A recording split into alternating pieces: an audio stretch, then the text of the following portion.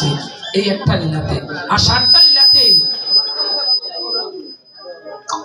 ভক্ত ভগবানের চরণ দৌত করেছে, ভগবানের চরণ পাওয়ার আশা করেছে। আর এই লীলাতে ভগবান উল্টু ভক্তের চরণ দৌত করেছেন, চরণ পাওয়ার আশা করেছে। তাই সমস্ত দুঃখ যাতনা কেবলমাত্র তোমাকে ভালোবেসেছি বলে, তাই সমস্ত দুঃখ আজ তোমার ওই চরণে সমর্পণ করে দিলাম। যেই মাত্র দিলেন সেই মাত্র তা গ্রহণ করলেন।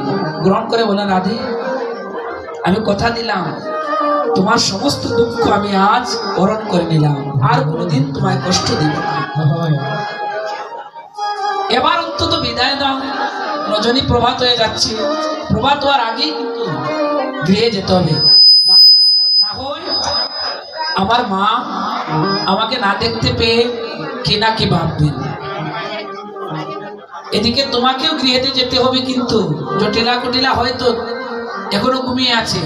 যদি জেগে দেখে তুমি নাই, তাহলে কিন্তু তোমাকে অনেক কটু কথা বলবে। প্রাণনাথ আমাকে দেখলেও কটু কথা বলে, না দেখলেও কটু কথা বলে।